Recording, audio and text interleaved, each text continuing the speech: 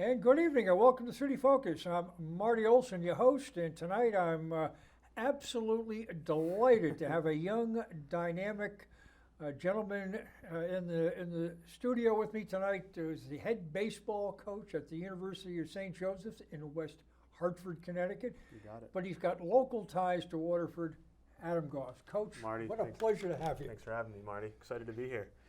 And for those folks who know me, they know I'm a sports guy, and I bring in a sports guests on a pretty regular basis. And I've been pleased to have guys like Roger Bidwell and Travis Bousselet and Gil Vargas in here, and we can add you to the baseball list.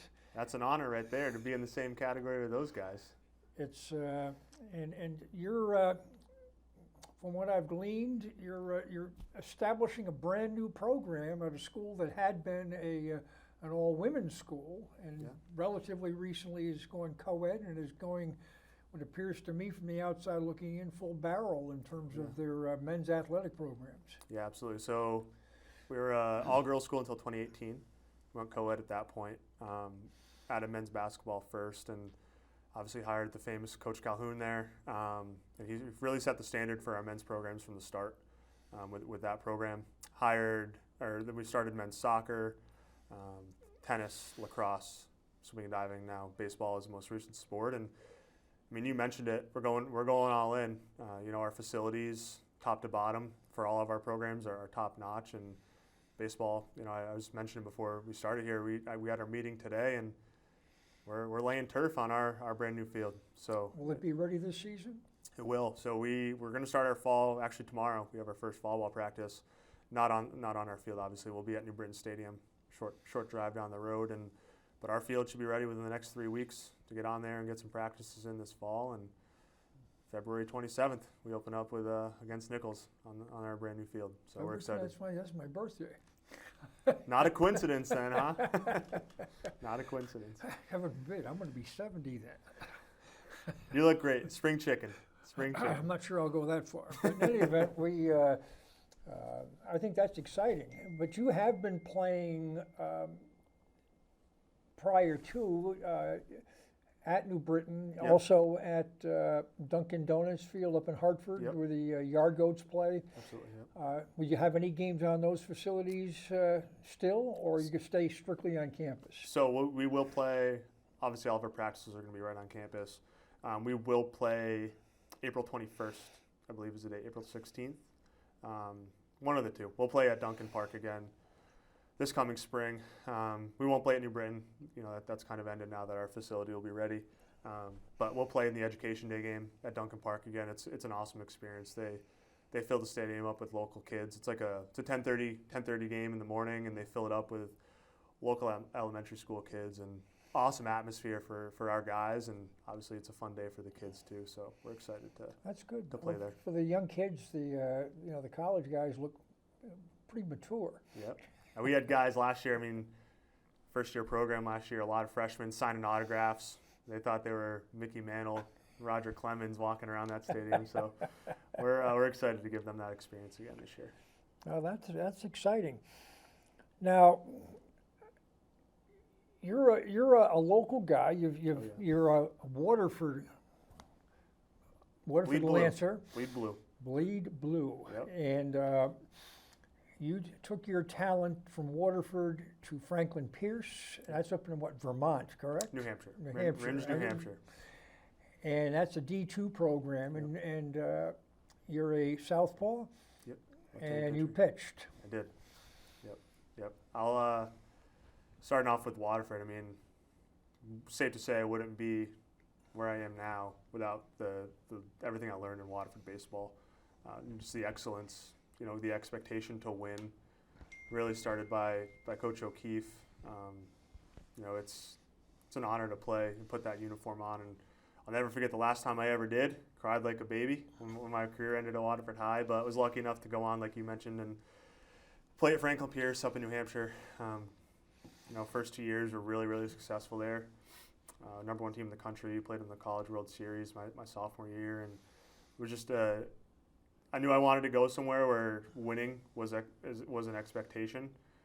Coming from Waterford, I couldn't go anywhere and lose. That's just kind of my mentality, and was lucky enough to have some. Well, Waterford's been a standard bearer in baseball in Southeastern Connecticut for a long time. Yeah, and it's not a coincidence. I mean, it really starts at the youth level, honestly. I mean, you're taught how to play the game the right way by really, really good coaches from T-ball all the way through. I mean, you mentioned Joe Mariani, there's a lot of people that were a big influence in my life Dave Laffey was another coach of mine that I had at Waterford.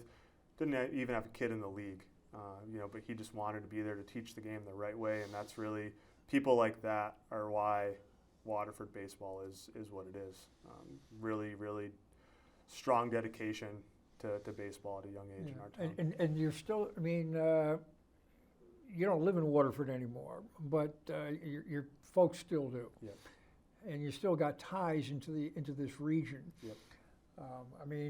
From your observation, is that level of interest and participation still as strong now as it was when you were cutting your teeth as a young boy? I believe so, yeah. I mentioned before we were talking about our roster, we have a lot of Southeastern Connecticut guys and even a couple Waterford guys on our team right now. I grew up, wanting to be Colin O'Keefe, wanting to be like Nolan Long, and I think there's, that's something that you can't teach, in a town, to have role models that young players are looking up to. It's always been a thing in Waterford, and you continue to see it recently. Mike Burrows, a lot of the guys that have matriculated to the high school now probably grew up wanting to be like Mike Burrows. And there's big time role models in our sport, in our town, that I think will keep going and kind of keep pushing our town forward in the game of baseball. So yeah. Now, when you were coming through high school, was AAU as prevalent as it is now, or was American Legion still running strong, or were they competing with each other? I'd say more of a competition. I played a little bit of both. When I got older, I played mostly Legion. I focused on Legion. When we, talking about our program and the emphasis that and the respect that we have for Legion baseball, in terms of recruitment, we have a bunch of Legion guys from all over the state, all over New England on our team now. But I mentioning, going back to having Waterford on your chest and playing for your town, that was always important to me. So once I got old enough, I went right to Legion baseball.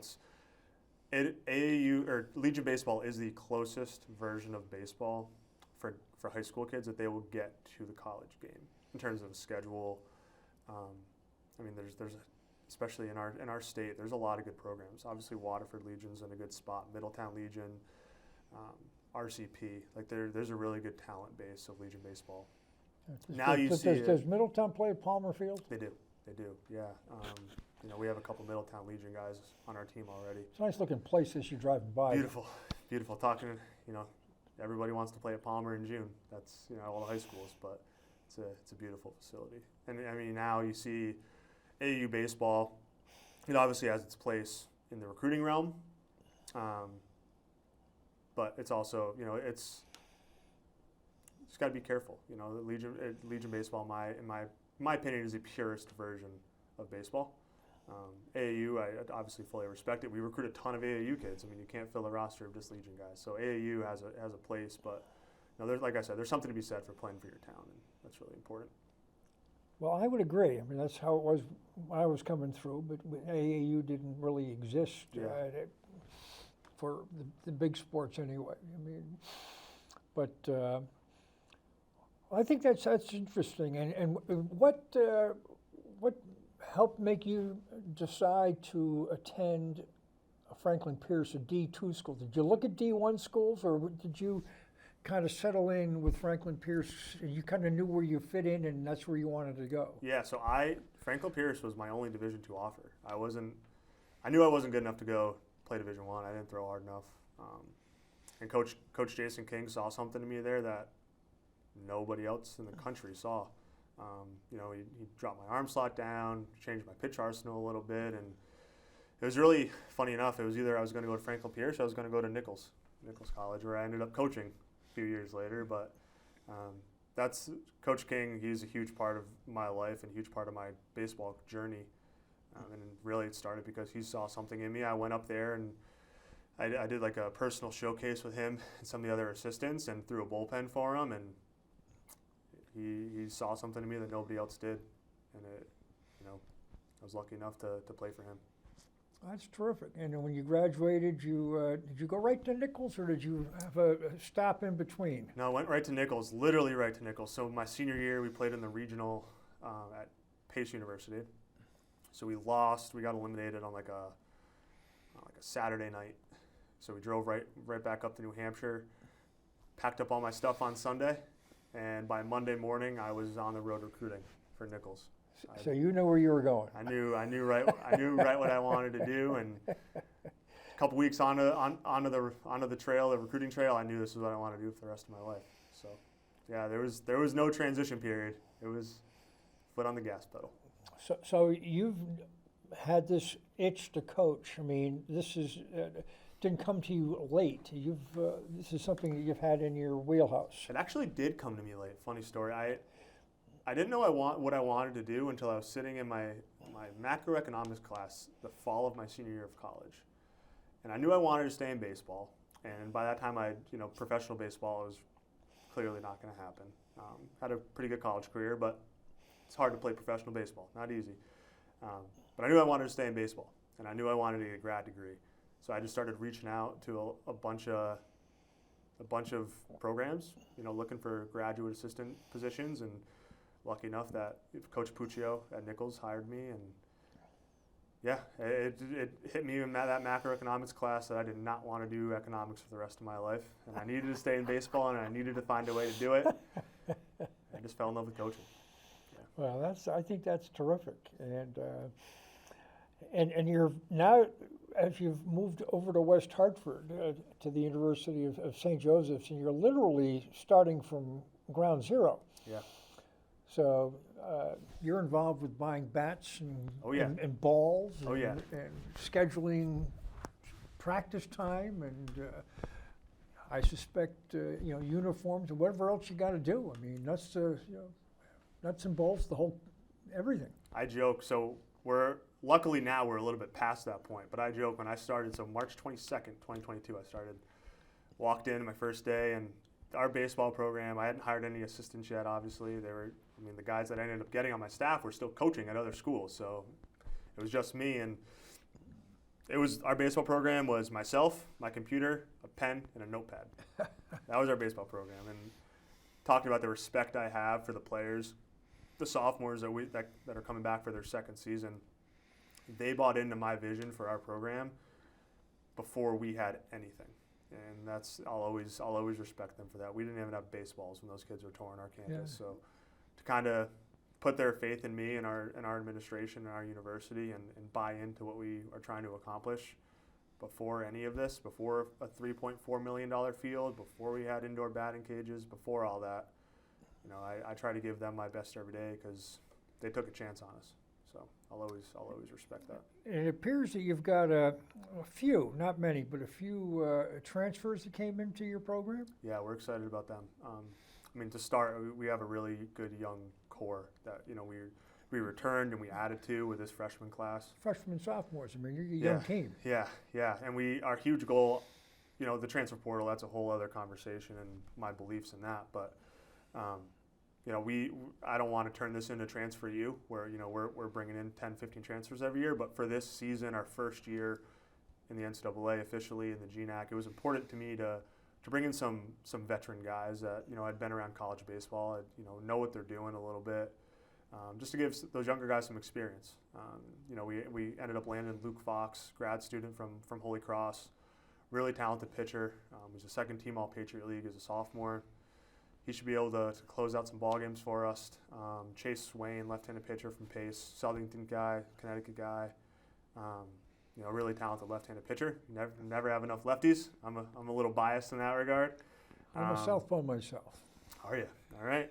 This is a lefty-favored program then. How about that? Well, in athletics, my politics tend to tack a little bit to the right. That's funny. Yeah, and then we added UConn every point guy, actually, shortstop. So yeah, we like the group we put together. Now we just got to go play the games. Well, that sounds very exciting, and you can mold this group in the way you want. Yeah. I mean,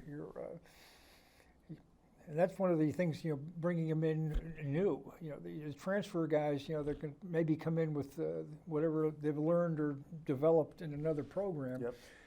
And sometimes that fits or doesn't fit into what you're trying to accomplish. You got to be a little bit careful, I would suspect, when you do that. Yeah, no, and there's a strong level of buy-in, really top to bottom. We have our first practice tomorrow. Really excited for that. It's our first day with this team. Every year the team's different. No matter, you could return 50 guys, but if you're bringing in one new guy, it's a brand new team. So we're excited to start the journey. Our first NCAA conference journey, and but yeah, there's a high level of buy-in. I mean, our captains, all three of them are returners. They've been doing stuff on their own, which is always, as a coach, to kind of gauge where your culture's at. Yeah. To see them working on their own. Yeah. How large of a geographic area are you recruiting or looking at players? I mean, are you looking nationally, or are you more regional in nature? It's a little bit of both. I mean, so we have two freshmen from Florida that moved in a few weeks ago. One from Tampa, one from the other side directly across in Melbourne, Florida. So really all over the place. We're looking for talented baseball players, in all walks of life. But Connecticut's our hub. I mean, we're Eastern Connecticut. They're tough to compete with. 2-3 years off a national championship, and they're tough competition in our state. But we're really trying to kind of start there and really lock down our state and the New England region as a whole. I may be biased, think that Connecticut is the best high school baseball in New England. So we're really, you'll look at our roster, we have a lot of Connecticut guys, but like I mentioned, really up and down the Eastern Seaboard. Now, does having a Coach Calhoun and a Glenn Miller, and Glenn's had success on his own as well. I mean, in Connecticut College, he had a program that went to the Final Four. He coached at Brown, the Ivy League. Does that in any way, shape, or form help you, just because of the notoriety that they've brought to the school with that program? Yeah, I mean, I think it's naive to say no. There could be an argument to be made that Jim Calhoun's the most influential person in the history of our state.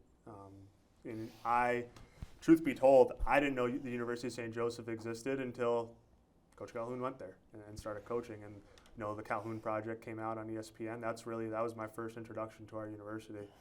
And I'm not the only one. Talking to recruits all the time, the first question is, is that where Jim Calhoun coached? And so, the notoriety and the name recognition, the branding, having Coach is a huge deal in that regard. But also, as a young coach, to have one of the legends in collegiate coaching, period, of all sports, a short walk down the hall for me, it's been a blessing just to be able to bounce things off of him. And, we're running a golf tournament, an USJ Athletics golf tournament on May 21st, and meeting with him yesterday about it, and just to hear the stories he has of Kemba and Ray Allen. I mean, he's talking about trying to get Ray Allen to come to our golf tournament. Like, that's just, as a Connecticut guy, to be around a guy like Coach it's pretty special. He reaches pictures. He has access to people that perhaps maybe you or I don't.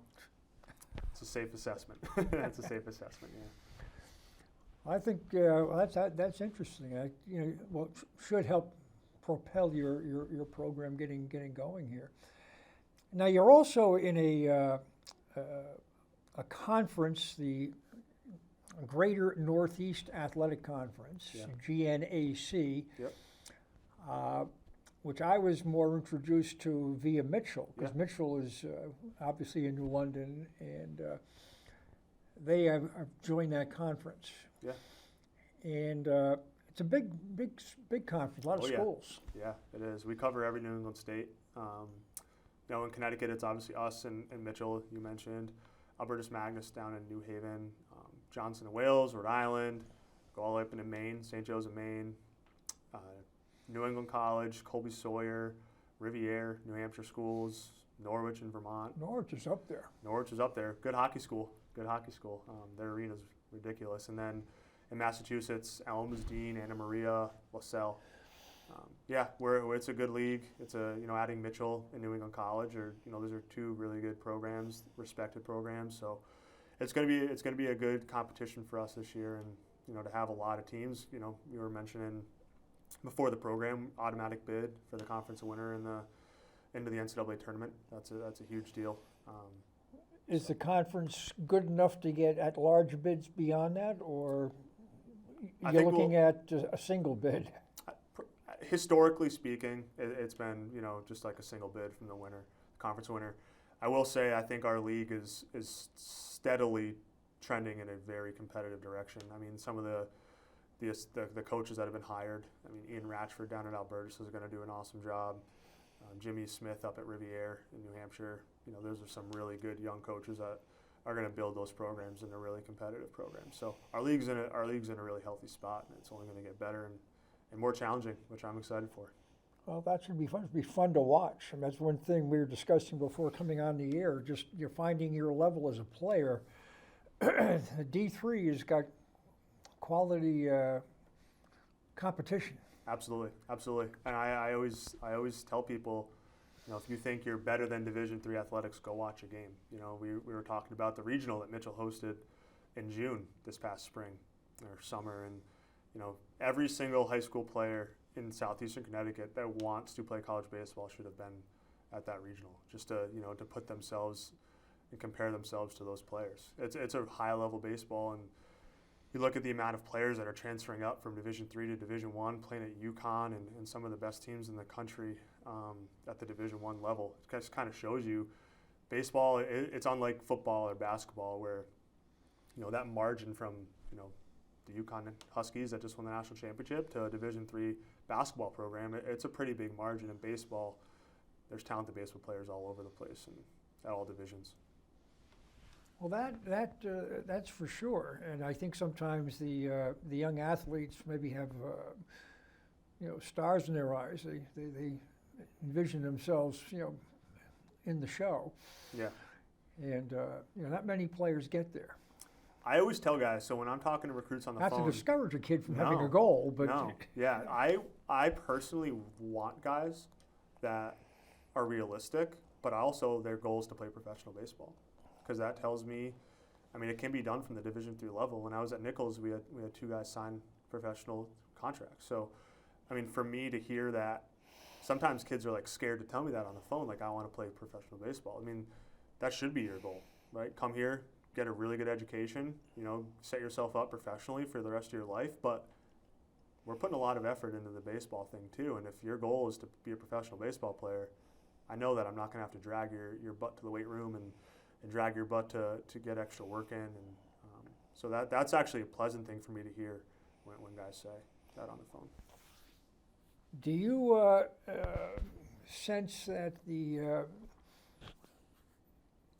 when a student athlete comes to your school, that you're getting them basically for, in essence, if they come in as a freshman, you'll have them for 4 years, or do you, because at the D1, and I'm thinking of basketball, football, it seems like there's more player movement than there's ever been. Yeah. Do you see that in D3, or is it a hair more stable? I'd say a little more significant than a hair. For me personally, retention and 4-year graduation is really important. I coach at a really good academic institution, so that's important from the top down, from President Free all the way down to us. So it's important to me. I talk about teaching the game of life through baseball. And so, it's important for me for them to do well in the classroom and set themselves up professionally. Now, the transfer portal has kind of thrown a wrench into things. You have some really talented players, at the Division III level that, may have opportunity to go, play on a greater scale at the Division I level. So I'm never going to hold a kid back from that opportunity. It's a pretty unique circumstance, and it's a pretty exciting time for those guys. So, if that happens for us, I'd love it for them, for our players to be able to do that. But, those guys that are committing to the university, I preach a 4-year commitment. And I feel that academics has got to be a key component as well when a student is coming to your institution, that they know that they've got to toe the line in the class, that if you're not bringing in marginal academic achievers that may or may not take their academics seriously, because that could be a drain on them personally, on your program, and who knows how it would infect other players. Yeah. I mean, not only that too, but I mean, at Division III level, there's no there's no athletic scholarships. It's all academic. So you are literally, as a high school student athlete, that if you're interested in going to the Division III level, or you end up at the Division III level, you are getting paid for your grades. So it's very important. And you're right. I don't want to be holding hands, dragging guys to class. We monitor class attendance. We do mandatory study halls for freshmen and guys under a 3.0 cumulative GPA. But I don't want to be 3.0 is pretty significant. That's good. Yeah, that's the expectation. I tell them every single time we talk about it as a group. A team GPA of a 3.0, it doesn't deserve a high five. That should be the basement expectation. So there's obviously, everybody's different. Everybody, some guys are in really, PA is a really tough major. Nursing, there's some tough majors that they need a little more assistance, but we should be getting it done in the classroom. And the one thing you control is your effort. Yeah. So. And it appears, as you were running through these schools in your conference, that you're in a pretty comparative level of academic achievers in the schools in the league. Yeah, no, I would agree with that. When you think of Norwich and Johnson and Wales, they've got some pretty. Johnson and Wales is one of the best culinary schools in the country. That's correct. Yeah. Actually, my uncle's a graduate of JWU. So. In the military background you get in Norwich. Yep, this is also true. Yeah. So, that's pretty rigorous. But with that large conference, how does this going to impact your scheduling? And did you handle your own scheduling? Does the AD get involved with that? How does that work? And how many opportunities do you get to play out of conference? Yeah, so we switched our schedule. So at first it was a 24 game conference schedule, which would only allowed us to play 16 non-conference games, which is honestly unheard of. So we were lucky enough that we got the ADs together, we switched it up. So this year we're playing 16 conference games, so we flipped it.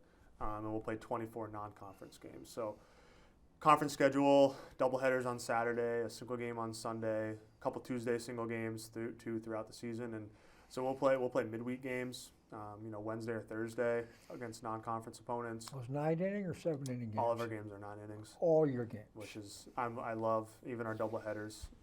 That was actually a change in our league this year as well. So real baseball, it's good for our student athletes, right? It gives more opportunity, more innings you play, the more opportunity you have to get guys in, especially on the mound.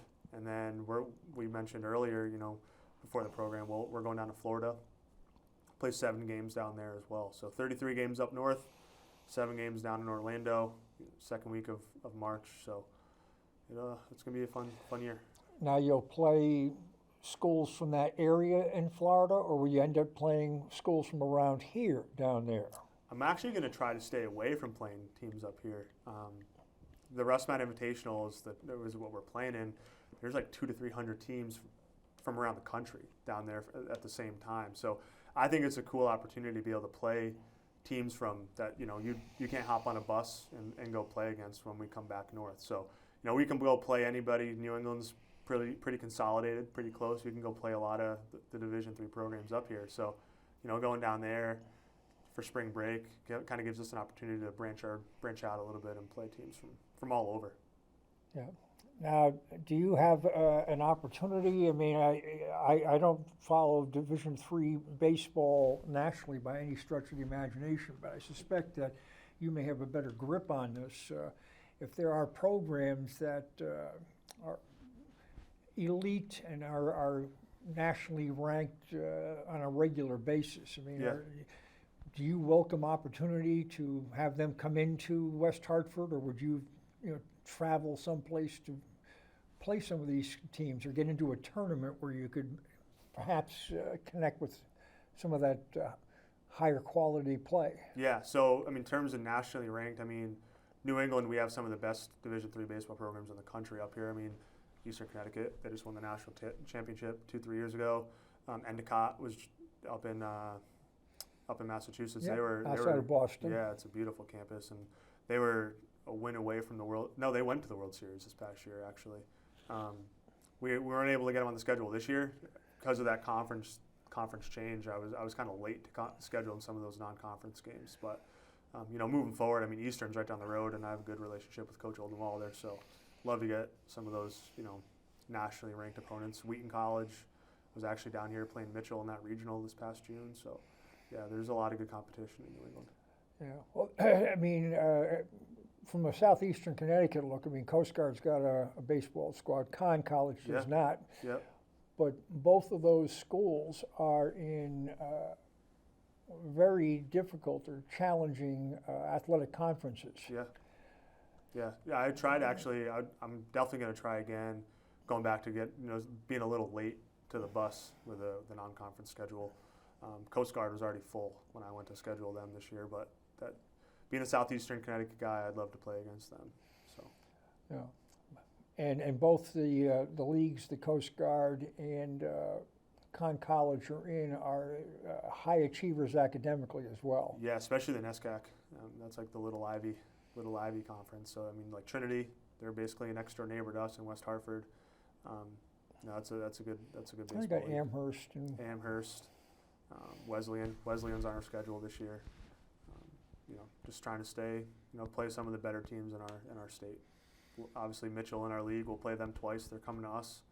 So that'll be a fun challenge for our group, and we're looking forward to that. Do you find that you're looking at some of the same ball players? I mean, there's an awful lot of D3 schools in New England. We sit at the same events next to the same coaches on the same day at the same time all summer long, and it's just it's a shootout to get the best players. We have our I guess you could call it a clique, of all the head coaches that sit next to each other, all the recruiting coordinators, the assistants that sit next to each other. It's so condensed up here in New England at the Division III level. It's challenging. I'd like to think that between myself and my lead assistant Matt Johnson, who's another Waterford guy, I think he's one of the best, if not the best, recruiters in the state of just knowing where to go, the right people to talk to, the connections. I think we're able to find some guys that not many people know about, and that'll really be the difference for us moving forward. Well, you and your coaching staff must, if you don't have already, you must be developing a rapport with the high school coaches throughout the state and the region. Oh yeah. Where coach from a particular program says, "Well, I got a kid would be a good fit with you." That you maybe give him a better look than some kid who just waves his hand and says, "I'd like to play for you." That's important. I mean, knowing who you're getting as a human being to be a part of your program is very important. And so talking to coaches and those relationships and having people that you trust, recommend guys to you.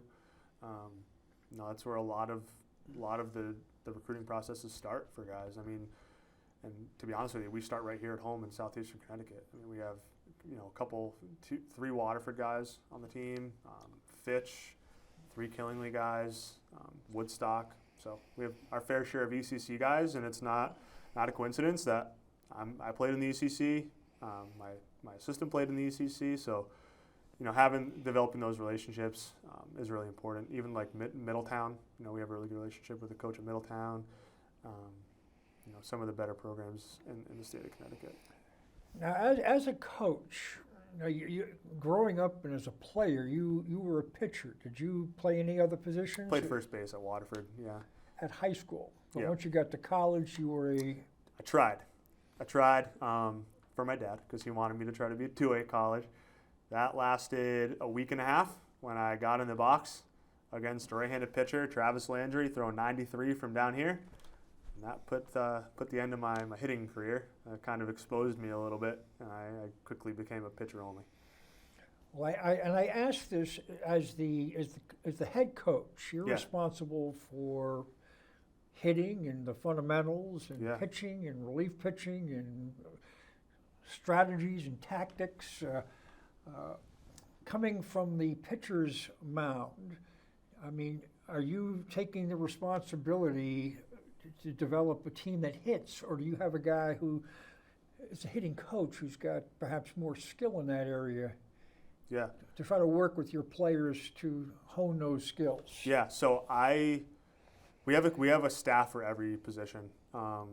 I don't like to kind of push myself in one direction or the other. I like to just float around and be involved in every aspect of our program.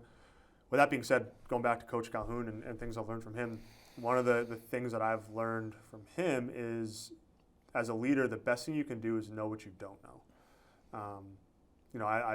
I'd like to think I have a very good knowledge of the game of baseball, but I'm also blessed to have a really talented coaching staff and guys that know what they're doing and at their respective positions. So, while I oversee everything, I make, in terms of practice planning, I kind of make the practice plan and take in different words of advice from my assistants. But if they come to me and they say, let's do this or let's try that with the offense or with the pitching staff defensively, I'm going to listen to them because I hired them for a reason. They're really good baseball minds. So being a student of the game is something I've always taken very seriously. I've watched every single Red Sox game.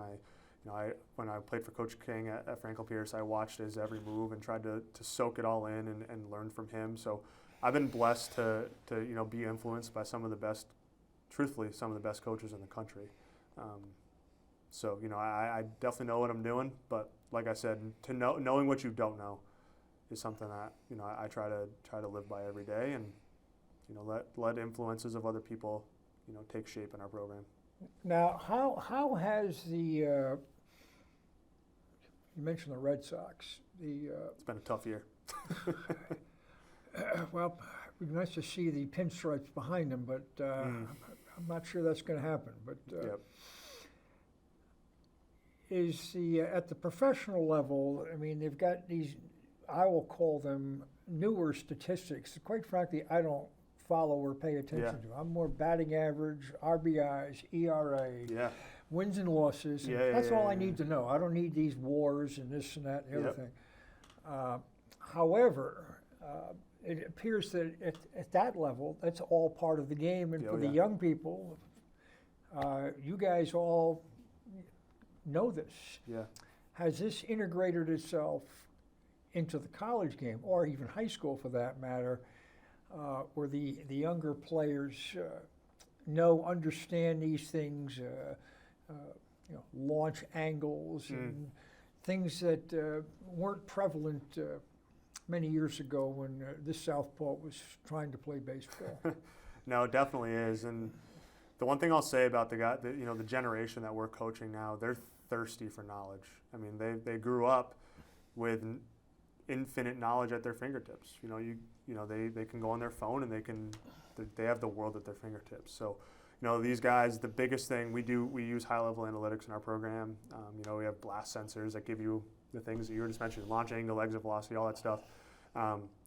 For us, we use it internally as a coaching staff, process it, and use it as a way to channel our players in development. Like, how can we use those metrics to get you better? For us, we as coaches need to be a filter, because they will become obsessive over what was my launch angle, what was my exit velo. At the end of the day, you need to score more points than the other team. That's baseball, right? You got to play catch, throw strikes, play good defense. You're probably going to win the baseball game. I'm very much a traditionalist at heart, and my coaching style reflects that. But at the same time, if you don't give this generation the knowledge that they're thirsty for, you'll kind of lose them a little bit. So we've kind of played both ends of the spectrum, and more statistically, one of my newer assistants, Jeff Sharnick, he's finished valedictorian at Dean. He's a very smart guy.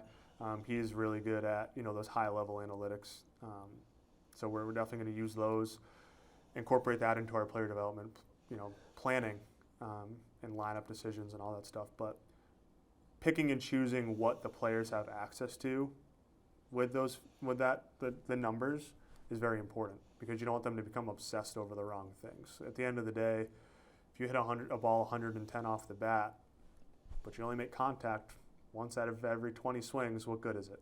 So teaching the game of baseball the right way is very important. perfect example, tomorrow, first practice, the first thing we're going to do when we're done stretching is practice running to first base. Literally just, starting at ground zero with this group. Not letting the little things get lost. Cuts and relays, how to communicate on the field, all that stuff. That stuff can be the difference between W's and L's. It's a game of inches, right? So if I, as the head coach, if I don't teach these things, that's my fault, So we really start at ground zero with our guys. Now, has college ball adopted the rule changes that Major League Baseball's adopted with pitch clocks and the batters coming in out of the box and the clocks and the shifts and things of this nature? We have, yeah. So it's not, as part of we don't have to have a visible pitch clock until the spring of 25. But the umpires do wear a buzzer on their belt that kind of keeps the time for them. Honestly, it's not really influenced or become a big part of our game yet. It's not. Even some umpires, you might even get in the box late, or the pitcher might deliver the pitch late and they don't call it. So it's kind of all over the place, and I think it's because those pitch clocks are not visible yet. They do have to be visible, like I said, by the spring of 25. So I think that's going to change our college game a little bit. At the Division I level, they're already a visible pitch clock at that level. So definitely has changed it a little bit. The one thing I'll say though is at the college level, guys tend to work faster. You don't have the guys walking around the mound 10 times and taking their sweet time. So, it tends to be a non-issue. It's kind of a very unique circumstance that it pops up in the a game. games aren't on television either, at least not That's at true. your level. This is true. So that they can, do a little preening. Yeah. But like I said, once we're gonna have a pitch clock visible at our scoreboard in left field, at our field, and right behind the backstop. So once there's no hiding, once you can see the time up there, opposition, and we're gonna do the same. We're gonna hold the other team to the rule book. So we'll see. I mean, one thing that I don't necessarily see as much of, bunting, whether it's bunting for hits, sacrifice bunts, hit and runs,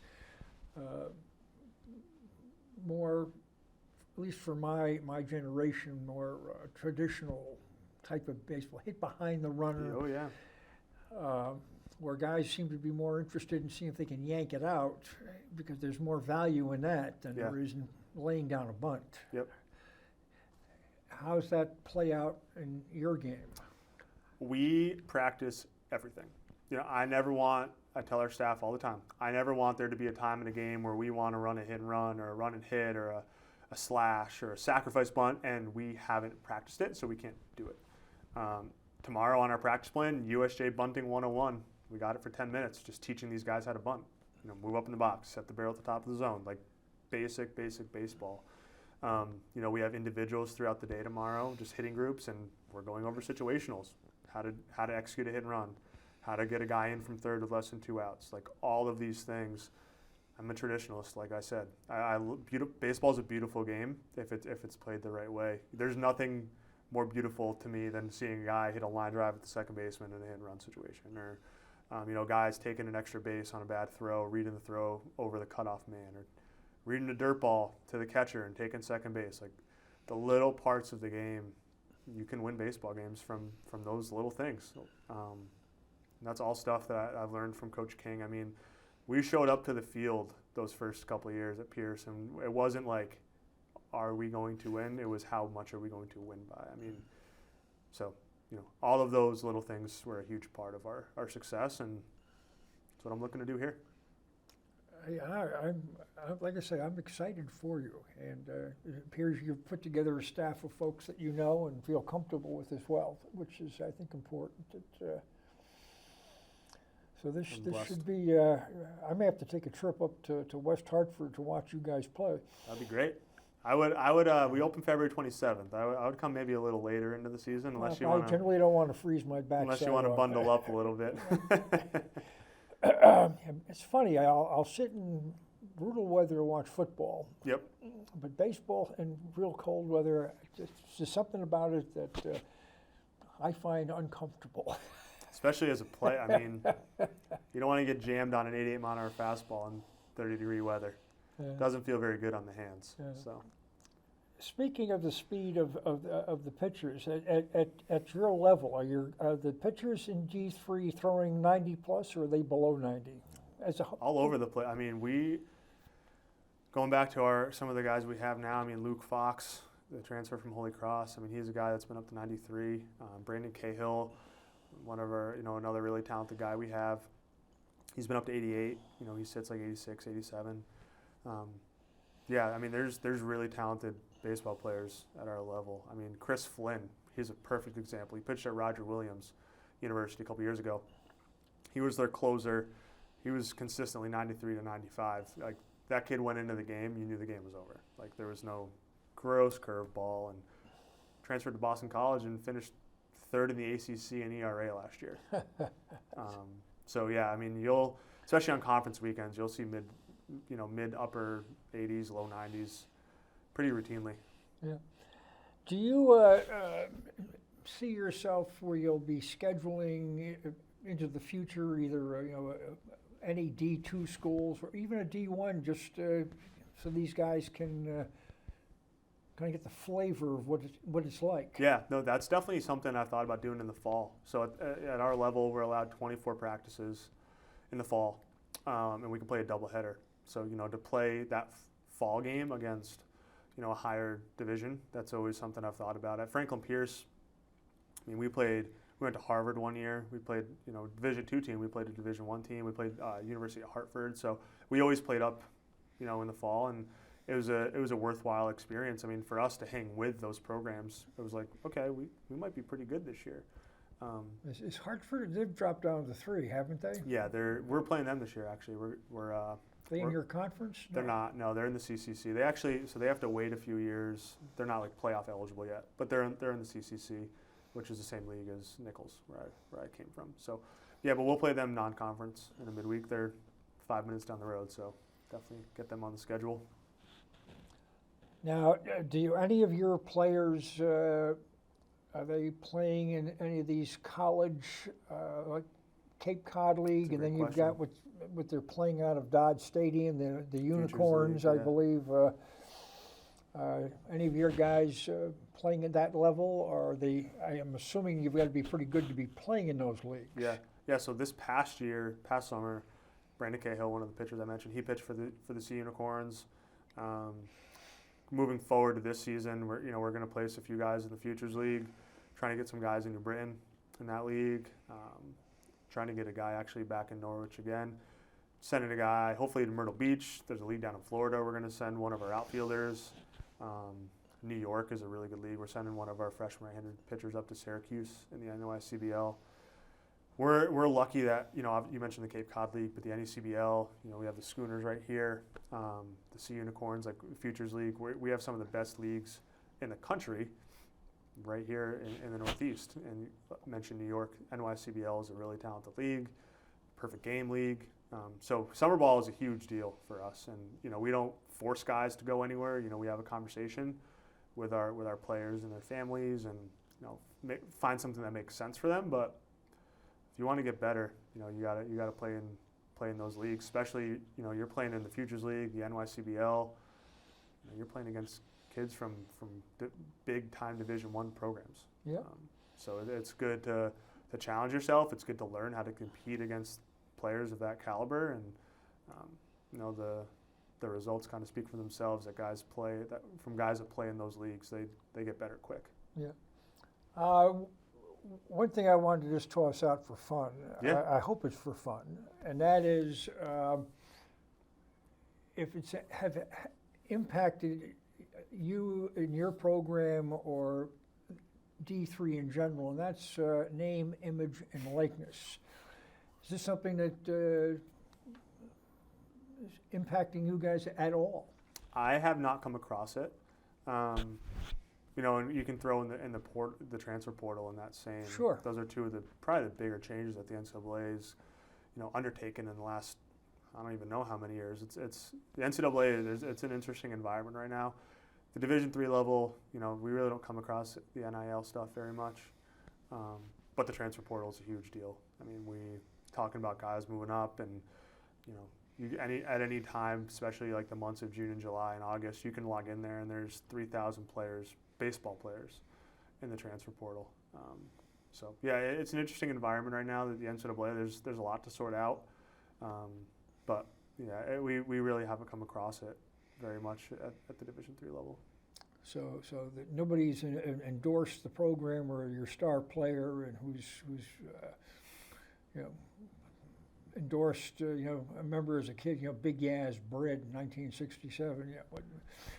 Yeah, because he had quite a year in '67. Yeah. No, we have. I honestly like it.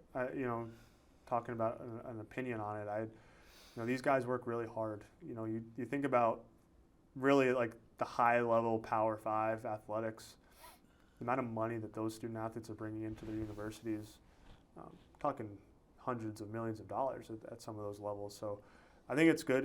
These guys work really hard. Honestly, at those levels, it's a full-time job, and they should be recognized for using their name. And it's not like it's something they haven't worked for their whole life. So, but like I said, at our level, it's not really popping up very much yet. Yeah.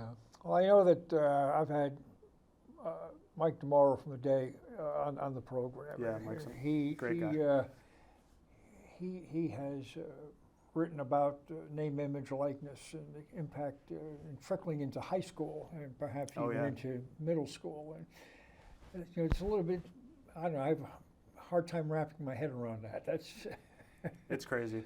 It's crazy. I mean, because I don't think the NCAA, when they just kind of rolled it out, they just kind of left it open. Like, you can make your own rules essentially, as long as you fit these certain parameters. You fall within those certain rules. Yeah. It was an interesting rollout. Yeah. There's a lot to tighten up on it. I'll tell you, you've got your work cut out for you, and I appreciate you carving out an hour of your time to be here on City Focus. And, I appreciate you having me, Marty. It's been a terrific, good time. And I'm looking forward to having you back in after you get the season perhaps under your belt. I think you'll be busy for the next handful of months, but thank you very much. Thank you, Marty. And folks, you've been watching City Focus, and we'll see you again next week. Good night.